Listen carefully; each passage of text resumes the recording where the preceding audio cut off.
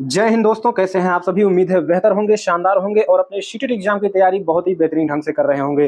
तो साथियों, यह वीडियो बहुत ही खास होने वाला है अगर आप एक सीटेट के अभ्यर्थी हैं, क्योंकि इस वीडियो में हम देखने वाले हैं टॉप 50 ईवीएस के एनसीईआरटी बेस्ड क्वेश्चन। ठीक है, क्योंकि आपके पर्यावरणीय अध्ययन में एनसीईआरटी से ही क्वेश्चन बनते हैं और ये साथियों 50 ऐसे क्वेश्चन होने वाले हैं जो कि आपके एग्जाम में बार बार रिपीट होते हैं यहाँ से क्वेश्चन।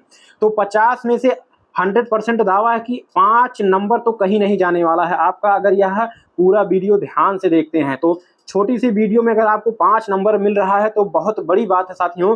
तो पूरा वीडियो ध्यान से देखिएगा साथियों, एक बार विश्वास कीजिए 100% साथियों यहाँ से आपके 5 नंबर फिक्स हो जाएंगे आपके केवल ईवीएस वाले सेक्शन में, वो भी साथियों थियोरेटिकल वाले क्वेश्चन में, जो कि आपका 15 नंबर का आता है और 15 नंबर का आपका शिक्षण विधि आता है। ठीक है, तो चलिए साथियों देखते हैं साथियों, बेहद ही आपके एनसीईआरटी बेस्ड क्वेश्चन होंगे, तो वन लाइनर होंगे। ठीक है, बिना समय गंवाए वन लाइनर क्वेश्चन हम देखेंगे। तो साथियों चैनल पर नए हैं तो सीटेट की तैयारी के लिए जरूर ज्वाइन कीजिए, हमारे चैनल को सब्सक्राइब कीजिए। और साथियों सीटेट में साइंटिफिक तरीके से हमको तुक्का कैसे लगाना है जिससे आप एक अच्छा स्कोर कर पाएं। ठीक है, जो आपको क्वेश्चन नहीं आता है उस पर तुक्का हम कैसे लगाएं कि ज्यादा से ज्यादा तुक्का हमारा सही हो, इसका एक मैंने साथियों बहुत ही बेहतरीन वीडियो बनाया है, नीचे लिंक डिस्क्रिप्शन में है, जाकर जरूर देखें। और अन्य सीडीपी और शिक्षण विधि के जो है वीडियोस देखने के लिए प्लेलिस्ट में जाकर देखें। तो चलिए साथियों शुरू करते हैं बिना देरी के। और पहला क्वेश्चन आपकी स्क्रीन पर बेहद ही इंपॉर्टेंट सभी क्वेश्चन है, जरूर देखिए ध्यान से। ठीक है, समझने की कोशिश कीजिएगा। पहला क्वेश्चन है साथियों, कुछ जानवर रात में जागते हैं, यह जानवर हर चीज को कौन सी रंगों में देखते हैं। ये क्वेश्चन आप प्रीवियस ईयर उठाकर देखेंगे, बार बार रिपीट होता है। ठीक है, तो साथियों कुछ जानवर जैसे आपके उल्लू हो गए, चमगादड़ हो गए, ठीक है, ये सभी आपके जो है रात में जागते हैं, रात में जो है चलते फिरते हैं, उड़ते हैं। तो ये साथियों सभी चीजों को आपके केवल काला और सफेद रंग में देखते हैं। आप ऐसा ना समझिए कि जैसे हम हर वस्तु को लाल, पीला, हरा, नीला, गोरा, काला, ठीक है, इस तरह से देखते हैं, ऐसा नहीं है। जो साथियों रात में जो जानवर जगते हैं, उड़ते हैं, वे साथियों केवल वस्तुओं को काला और सफेद में देखते हैं। ठीक है, जैसे पुराने समय में ब्लैक एंड व्हाइट टीवी आता था, उसमें जैसे पिक्चर दिखाया जाता था, उतना ही इसमें भी होता है। ठीक है, उतना ये जानवर देखते हैं। ठीक है, उदाहरण के जैसे आपके उल्लू हो गए, चमगादड़ हो गए, ये सभी। चलिए अगला क्वेश्चन साथियों देखते हैं, ध्यान से समझने की कोशिश कीजिए। क्वेश्चन नंबर 2, किसी अध्यापक के द्वारा यदि आलू, चावल, ब्रेड एवं शक्कर के उदाहरणों का सहारा लिया जाता है तो वह छात्रों को क्या पढ़ाना चाहते हैं। तो साथियों आपको पहले ध्यान देना है कि जैसे आलू हो गया, चावल हो गया, ब्रेड हो गया, शक्कर हो गया, इन सभी में कौन सी मात्रा ज्यादा पाई जाती है। तो आपका उत्तर हो जाएगा कार्बोहाइड्रेट की मात्रा ज्यादा पाई जाती है। इसीलिए जो शिक्षक है वो छात्रों को क्या पढ़ाना चाहता है, कार्बोहाइड्रेट। इसी प्रकार जैसे आंवला हो गया, खट्टे फल हो गया, संतरे हो गया, ठीक है, अगर इन सभी का उदाहरण आए तो आप क्या लगाएंगे, विटामिन सी लगा देंगे। तो इसी तरह से आपको पहचानना है चीजों को। तो ये हो गया आपका क्वेश्चन नंबर 2। तीसरा है, तीसरा नंबर देखिए, यदि एक गिलास पानी में चुटकी भर नमक घोल दिया जाए तो जल का स्तर कैसा रहेगा।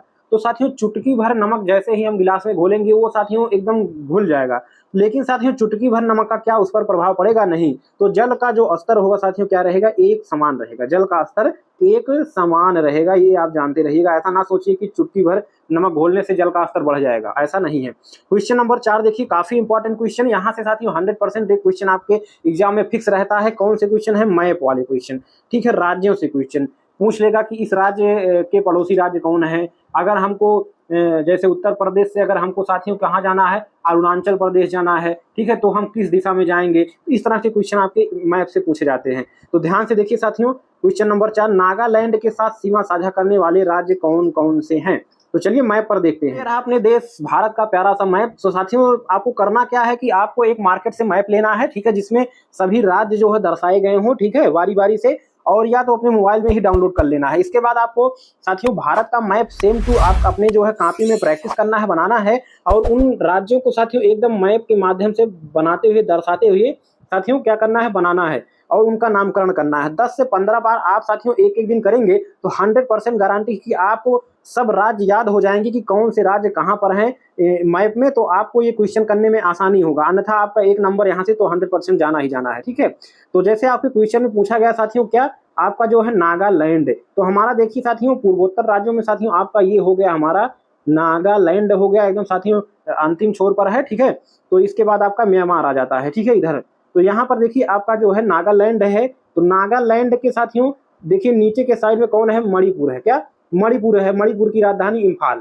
ठीक है, तो मणिपुर है, और इसके जो है बगल में क्या है, असम। क्या है, असम, असम है, और इसके ऊपर हम देखेंगे तो क्या है आपका अरुणाचल प्रदेश। तो तीनों ओर से घिरा है, बाकी अन्य राज्य की सीमा इससे नहीं लगती। मणिपुर हो गया, असम हो गया और अरुणाचल प्रदेश हो गया। इसी प्रकार आपको जो है सभी राज्यों को अगर आप जो है बार बार बनाते हैं, प्रैक्टिस करते हैं, तो आपको सभी राज्य याद हो जाएंगे। जैसे हमारा प्यारा उत्तर प्रदेश यहाँ पर है, आपको देखिए इस तरह से, ठीक है। तो इसको आप बनाएंगे, इससे आपका जैसे हरियाणा हो गया, राजस्थान सीमा बना रहा है, ठीक है। तो मध्य प्रदेश सीमा बना रहा है, छत्तीसगढ़ भी थोड़ा सा लगा हुआ है, ठीक है। झारखंड और बिहार हो गया।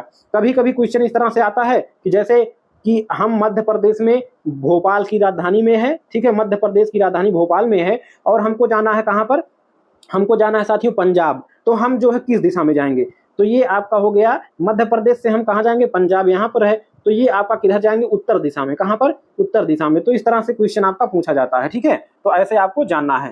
साथियों आपने देखा कि नागालैंड से कौन कौन से सीमा साझा करने वाले राज्य हैं। ऊपर की तरफ आपका अरुणाचल प्रदेश, ठीक है, साइड में आपका असम, और इधर आपका मणिपुर है। और अगर देश की बात करें तो उधर साइड में आपका क्या हो जाएगा, म्यांमार, ठीक है, जिसे पहले बर्मा के नाम से जानते थे। तो चलिए साथियों अगला क्वेश्चन, उम्मीद है आपको वीडियो पसंद आ रहा होगा, तो लाइक करके साथियों शेयर जरूर करें अपने दोस्तों में।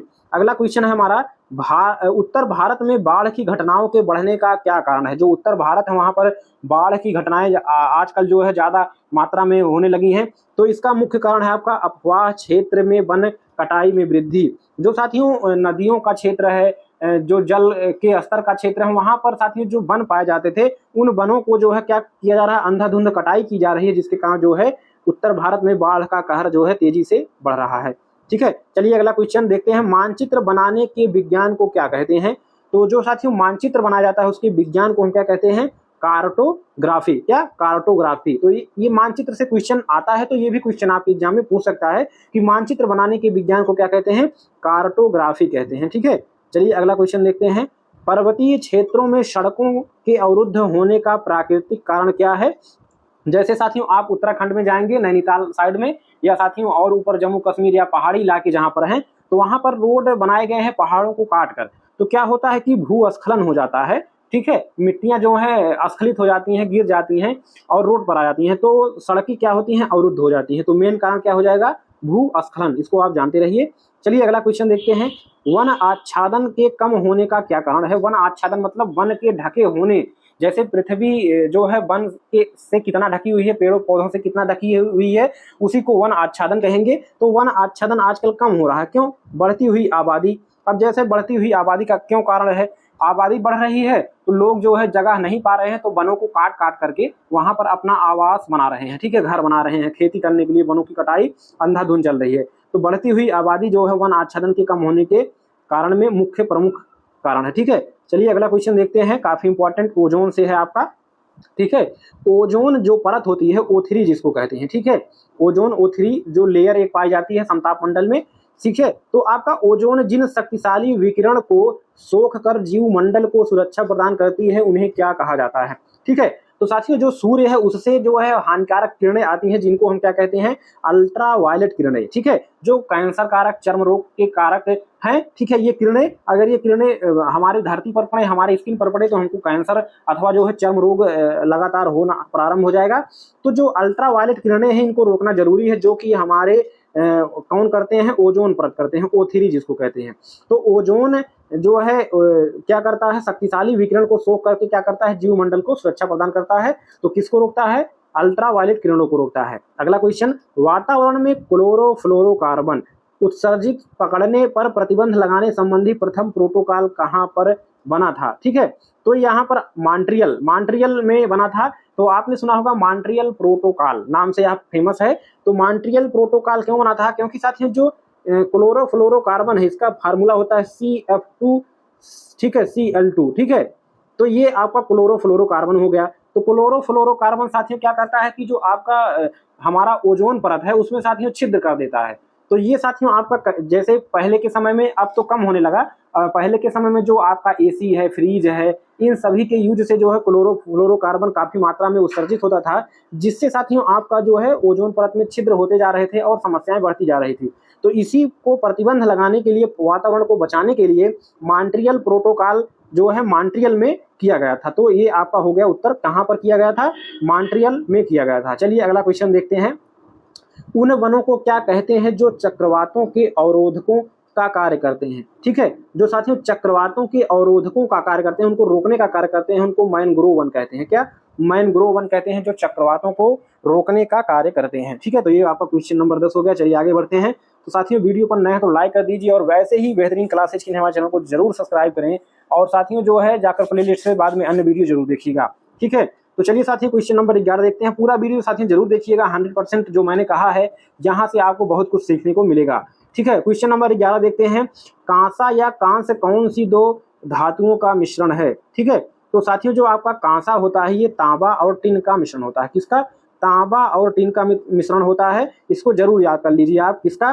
कांसा आपका तांबा और टिन का मिश्रण होता है। ठीक है, तो चलिए अगला क्वेश्चन देखते हैं। अगला हमारा क्वेश्चन है, भारत का सबसे प्राचीन राष्ट्रीय उद्यान कौन सा है? ठीक है, तो साथियों मैं भी जब सीटेट का एग्जाम देने गया था तो वहां पर भी ये क्वेश्चन पूछा गया था मेरे वाले में। तो भारत का सबसे जो प्राचीन राष्ट्रीय उद्यान है वो है आपका जिम कॉर्बेट नेशनल पार्क। क्या? जिम कॉर्बेट नेशनल पार्क है आपका सबसे पुराना नाम है। ठीक है, और इसका नाम बदल कर क्या कर दिया गया है नीचे आप कमेंट करके जरूर बताइएगा। तो इसका सबसे पुराना नाम जिम कॉर्बेट नेशनल पार्क है, सबसे पुराना राष्ट्रीय उद्यान है। अगला क्वेश्चन है, मधुबनी चित्रकला बिहार के कौन से जिले से आती है? तो मधुबनी चित्रकला जो है ये बिहार की काफी फेमस जो है चित्रकला है और ये मधुबनी जिले से ही आती है। बिहार में एक मधुबनी जिला है जहां पर ये चित्रकला काफी फेमस है और मधुबनी नाम से ही ये फेमस है। तो मधुबनी जिले से ही ये चित्रकला जो है फेमस है। चलिए अगला क्वेश्चन देखते हैं। रात में खिलने वाले फूल होते हैं। ठीक है, जो साथियों रात रानी आप जानते होंगे, तो ऐसे फूल रात में खिलते हैं तो कैसे होते हैं? वे सफेद होते हैं। जितने भी पुष्प आपके रात में खिलते हैं वे सफेद ज्यादातर होते हैं और सुगंधित होते हैं। ठीक है, सफेद और सुगंधित होते हैं। चलिए अगला क्वेश्चन देखते हैं। केरल को कहा जाता है, तो साथियों आपको पता है कि जो मसालों का राज्य है वो कौन सा है? केरल है। तो केरल को मसालों का राज्य कहा जाता है क्योंकि यहाँ पर सबसे ज्यादा मसाले होते हैं और जो है यहाँ से अदर देशों में भी मसाले इंपोर्ट किए जाते हैं, एक्सपोर्ट किए जाते हैं। चलिए साथियों अगला क्वेश्चन देखते हैं। उस पौधे का नाम बताइए जो इंडोनेशिया और भारत के मेघालय राज्य में पाया जाता है। तो साथियों ये पौधा काफी आपसे पूछा जाता है, कीटभक्षी पौधा। ठीक है, कीटहारी पौधा। तो ये साथियों आपका भारत के मेघालय राज्य में पाया जाता है और इंडोनेशिया में पाया जाता है। तो इसको कहते हैं नेफेंथीज। ठीक है, नेफेंथीज आपका जो है कीटभक्षी पौधा है। ठीक है, तो ये साथियों आपका कहाँ पर पाया जाता है? मेघालय और इंडोनेशिया में पाया जाता है। तो इसको आप जरूर याद कर लीजिए, नेफेंथीज इसका नाम है और इंडोनेशिया और भारत के मेघालय राज्य में पाया जाता है। अगला क्वेश्चन, उत्तर प्रदेश का कौन सा जिला इत्र के लिए मशहूर है? तो साथियों इत्र नगरी किसको कहते हैं? कन्नौज को, कन्नौज को। ठीक है, तो उत्तर प्रदेश में इत्र बनाने के लिए सुगंधित, ठीक है, सेंट जिसको आप कहते हैं, इसको बनाने के लिए कौन सा जिला प्रसिद्ध है? कन्नौज प्रसिद्ध है, कन्नौज। चलिए साथियों अगला क्वेश्चन देखते हैं। मच्छर के काटने से कौन कौन से रोग होते हैं?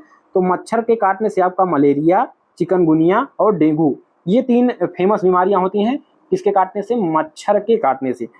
ठीक है, मादा एनोफिलीज जो होते हैं उनके काटने से। तो मच्छर होते हैं ये खासकर आपके, और ये साथियों आपके मलेरिया, चिकनगुनिया और डेंगू के वो जो है कारक होते हैं। चलिए अगला क्वेश्चन देखते हैं।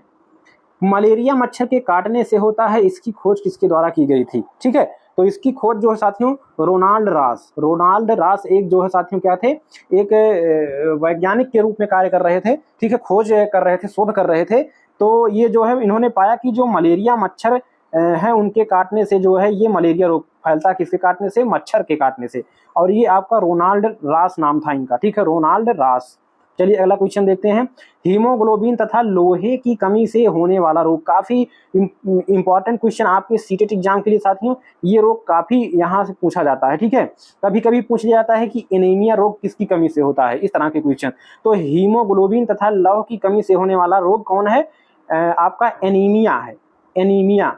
ठीक है, एनीमिया। इसमें साथियों B12 की कमी, विटामिन B12 की कमी, लौह तत्व की कमी, ठीक है, और हीमोग्लोबिन की कमी के कारण एनीमिया रोग, जिसको साथियों रक्त अल्पता भी कहते हैं, रक्त अल्पता। ठीक है, रक्त अल्पता भी कहा जाता है इस रोग को। ठीक है, तो इसके कारण होता है हीमोग्लोबिन लौह की कमी के कारण। ठीक है, तो इसकी कमी, इसको दूर करने के लिए जो है आयरन की गोलियां खाई जाती हैं। ठीक है, और ये महिलाओं में ज्यादातर होता है। चलिए अगला क्वेश्चन देखते हैं। मलेरिया की दवा कौन से पेड़ की छाल से बनाई जाती है? ठीक है, काफी इंपॉर्टेंट क्वेश्चन। तो मलेरिया की दवा आपकी कुनैन और सिनकोना की छाल से बनाई जाती है। किसके किसके? कुनैन एक पौधा होता है और सिनकोना कुनैन और सिनकोना की छाल से मलेरिया की दवा बनाई जाती है? इसको आप जानते रहिए, क्या नाम है? कुनैन और सिनकोना। चलिए अगला क्वेश्चन देखते हैं। गिरजू भाई एक प्रसिद्ध शिक्षा शास्त्री थे, उन्होंने किस क्षेत्र में महत्वपूर्ण भूमिका निभाई? तो साथियों गिरजू भाई बधेका इनका नाम था पूरा। तो इन्होंने साथियों नर्सरी व प्राथमिक छात्रों की शिक्षा में जो है काफी महत्वपूर्ण भूमिका निभाई थी। कई सारे नियम कानून और इनकी एक पुस्तक भी है, ठीक है। उसमें उन्होंने साथियों सब कुछ व्याख्या सहित जो है कैसे हमको प्राथमिक छात्रों के साथ बिहेव करना चाहिए, कैसे हमको नर्सरी के छात्रों के साथ बिहेव करना चाहिए और कैसे हमको उनको शिक्षा देना है, बहुत सारे रूल्स और रेगुलेशन उन्होंने अपने पुस्तक में दिया था। तो काफी जो है शिक्षा में सुधार आया था। तो इनका नाम क्या है? गिरजू भाई बधेका। और ये साथियों जो है नर्सरी और प्राथमिक छात्रों की शिक्षा के लिए काफी महत्वपूर्ण भूमिका इन्होंने निभाया है। चलिए अगला क्वेश्चन काफी इंपॉर्टेंट। चील, बाज व गिद्ध, ये तीनों नाम आप याद कर लीजिए, यहीं से क्वेश्चन बनेगा तीनों से, ठीक है। क्या? क्योंकि चील, बाज और गिद्ध तीनों एक ही प्रजाति में आते हैं लगभग, ठीक है। काफी ऊपर तक उड़ना, शिकार करना बहुत तेजी के साथ, ठीक है। अपने जो है निगाह लगाए रखना अपने शिकार पर, और जो है इनकी जो देखने की क्षमता होती है काफी अधिक होती है।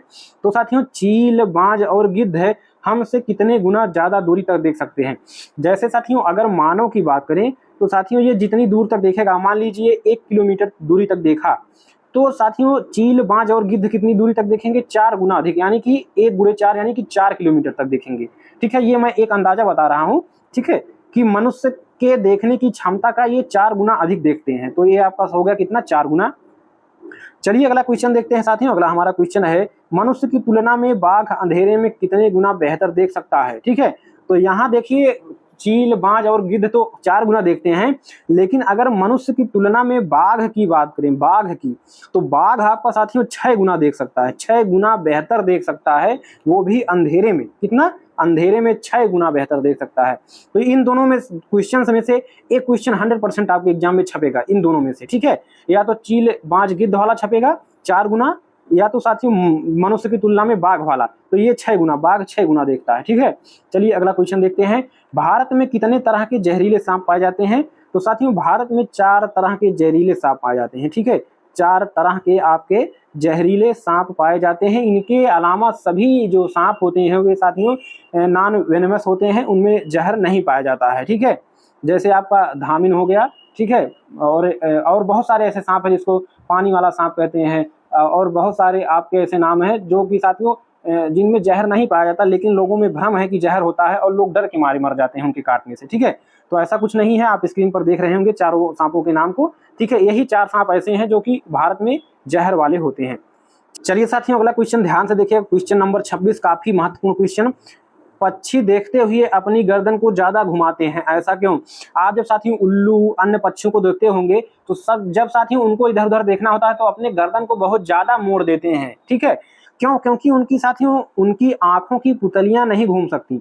जो उनकी आंखों की पुतलियां हैं वे घूमती नहीं है साथियों, स्थिर रहती हैं।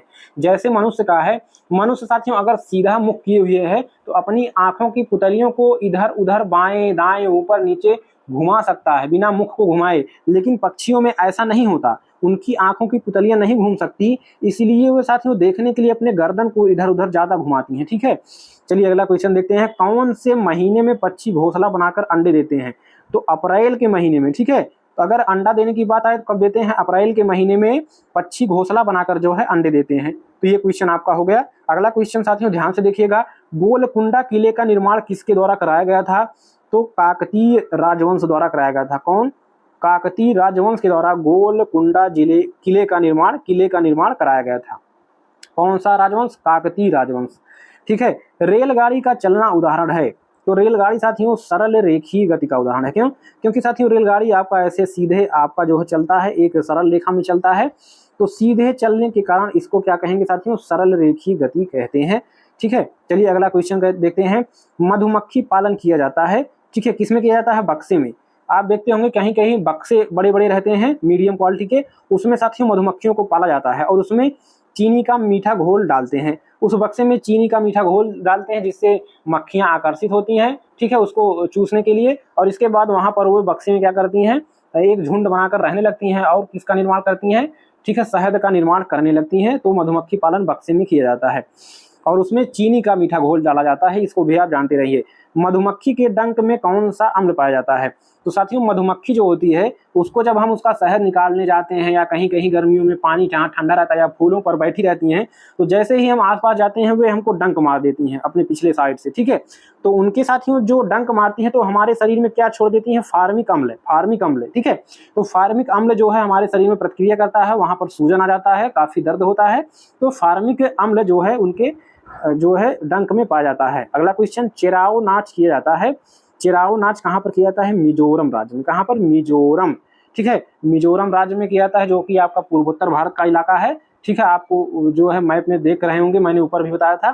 तो चेराओ नाच कहाँ पर किया जाता है? मिजोरम। मिजोरम ये राज्य आप जानते रहिए और काफी फेमस नृत्य है। और कहाँ पर किया जाता है? मिजोरम में किया जाता है। ये क्वेश्चन आपके सीटेट के लिए काफी महत्वपूर्ण है।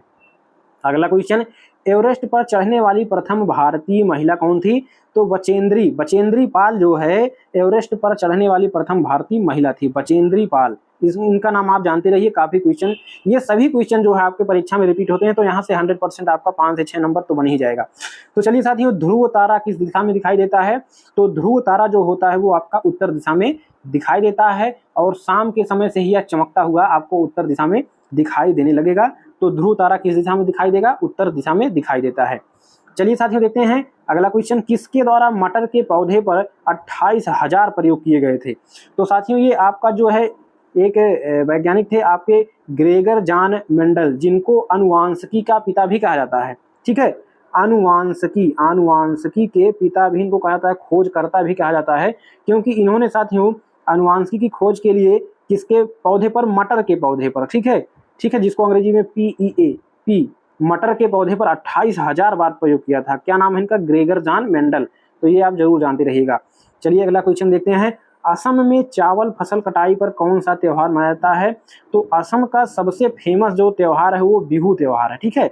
बिहू त्योहार, बिहू नृत्य भी किया जाता है, ठीक है, और इसमें नृत्य किया जाता है, ठीक है। तो ये बिहू त्योहार मनाया जाता है कहाँ पर? असम में। जब साथियों चावल के फसल की कटाई होती है तब मनाया जाता है।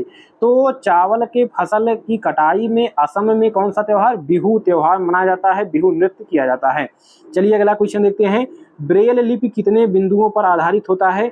तो साथियों ब्रेल लिपि किसके लिए होता है? ये आपका होता है जो साथियों जिनको दिखाई नहीं देता, ठीक है, जो साथियों जिनको दिखाई नहीं देता उन छात्रों के लिए है। और इसमें 6 बिंदु होते हैं जिस पर साथियों इनको जो है शिक्षा दिया जाता है। तो ब्रेल लिपि जो है किसने दिया? लुईस ब्रेल ने दिया, ठीक है। ये भी क्वेश्चन पूछा जाता है कि ब्रेल लिपि के प्रतिपादक कौन है?